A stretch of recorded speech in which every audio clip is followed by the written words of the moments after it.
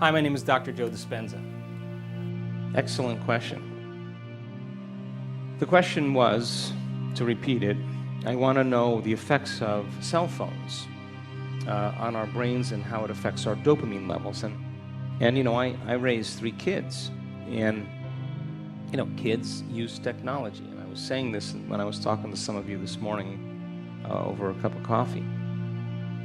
That if your children are using cell phones for information, and basically we are information, that's all we are, and they're accessing information the way they do, and they're using their cell phones in all kinds of ways for stimulation, there should be a period of time where they are able to set it down, just like for you. And if you can't break your romance with your cell phone, then it owns you. Would you agree? Because that's what keeps you connected to networks socially. That kind of social consciousness is maintained through networks, and it feeds us because we love tribe, we love culture, we love connection. But it's got to be done with discernment.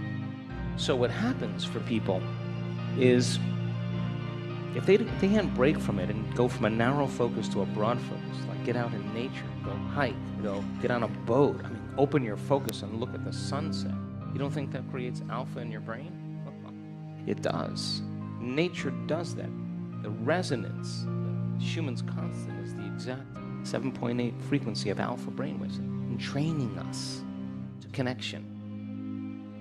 So when they've done the research on cell phones, the video gaming to start with, they said to these kids, hey, listen, here's how it's going to go. You guys want to make some money? What do you think the kids said? Yeah, let's make some money. I said, okay, we're going to get you involved in a video game, and then we're going to ring a bell, and you have 5 seconds to stop. If you stop in 5 seconds, we'll give you $1. And we're just going to go as long as however long it went. Do you know that none of the children, none of them were able to stop? That's how addictive it is.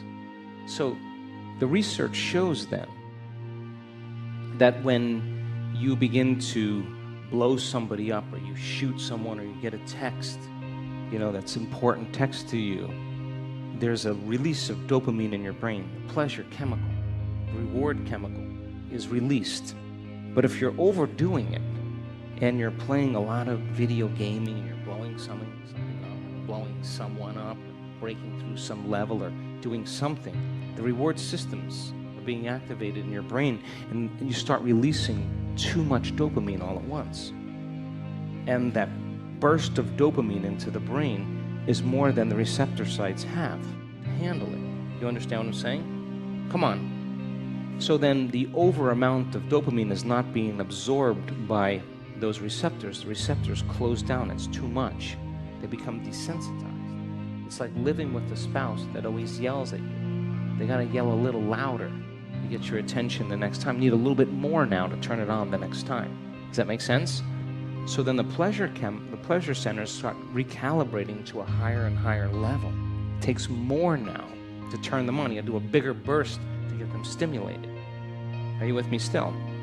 So the pleasure centers start recalibrating to such a high level that now the person needs the game, needs the phone to feel something, to make that feeling, because in the absence of any stimulation, they experience a loss of pleasure.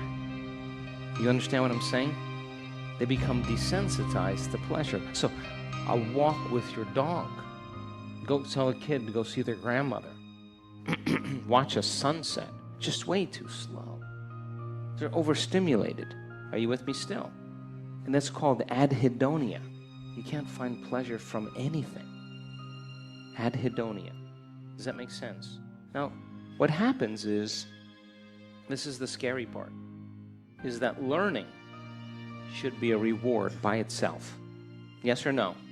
But if you just blew up a nation, and you're going to school and your brain is shut down, it can't get stimulated by information, there's only one way you're going to stimulate it, and that's you got to arouse it. How do you arouse it? Get in trouble. Act out. Do something dumb. Get some attention. just so you can arouse the brain. The child doesn't know they're releasing epinephrine and norepinephrine just for an arousal, but they're doing it, and when they do that, they're actually shutting blood flow further down in the forebrain. Now here's the problem. When that child gets older and they face challenging situations in their life, they're going to look for something else to make the feeling go away, and it's going to be something bigger. Do you understand what I mean? They're not going to want to realize they can do it themselves. They're just going to go to another chemical, something bigger. So then,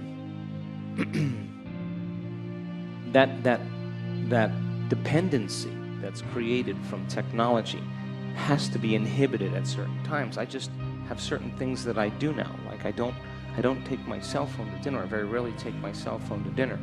I don't want to disrespect anybody at the table. That's me. I want to connect. That's why I can connect any other time. I sit at the table, I want to connect with you. You're right there. I wish I could connect with you, not with somebody else. And now in my home, after a certain time, I put my phone in my bedroom. It doesn't mean if I want to use my phone, I'm going to leave the rest of the house and go to my bedroom after a certain time, because I've been making thousands of decisions every day. I just want to be able to disconnect from technology. Are you with me still? And so then, if you keep shifting your attention from one text to another text to another text to another email to another Facebook, what are you practicing? You're actually practicing a short attention span. And the rush of the dopamine combined with the short attention span becomes a very short attention span. Are you with me still? And now the person doesn't want to learn. They want to be stimulated. So the solution, of course, is exactly what you're doing in this work. I joke around all the time, and I draw a picture, and it says, where you place your attention is where you place your energy. Outer world of physical reality, inner world of thoughts and feelings. And then I draw a line where your attention goes every day. Your cell phone, your WhatsApp, your LinkedIn, your Instagram, your Facebook, your pictures that you put on Facebook, your email, your computer, your other email, your job, your coworkers, your boss, your enemies, your ex, your husband, your wife, your kids, all your face, your pain, your disease, your diet. This is where all people's attention is. Now, none of those things are bad, but there's a neurological network assigned to every one of them. And when you learn how to disconnect from your cell phone, now you're saying that it no longer owns you. You use it as a tool instead of as something that stimulates you. How many people understand that? So it takes practice. You have to be able to navigate in a world of technology. We have so much technology in my company now, and I'm always learning about it, and it's faster than me. It's a big deal. But we can't lose our connection to the earth. We can't lose our connection to one another when we're sitting in the presence. I don't know about you, but in the United States sometimes I can't believe I'm sitting in a restaurant and there's 4 people sitting at a table and all 4 of them are on their phones and they're having dinner together. I'm thinking, wow, that must be a really deep conversation you guys are having over there. Are you texting one another? What are you doing? Sending each other links? Connection is so important, and physical connection is important. So we have to balance it out, and you can recalibrate those pleasure centers by finding pleasure in other things like what you're doing. And there's nothing wrong with dopamine. It's just that you can't overdo it, because you'll get kidnapped. You literally get kidnapped by technology. And remember that book called Future Shock? I don't know. So, and there was a movie that Orson Welles did. He was young, I don't know, this was in the 70s or something. Anyway, I had to read it when I was in college or high school or something. And the author reached out to me and said, hey, I'm doing a thing called Aftershock. And I've been familiar with your work. Are you willing to write an essay? And I wrote an essay about just what we talked about. And he said, I love this. This is, because we're victims to the very technology we created. Isn't that crazy? It is crazy if you think about it. So you got to be able to use it, but you got to be able to disconnect to it and stay in balance.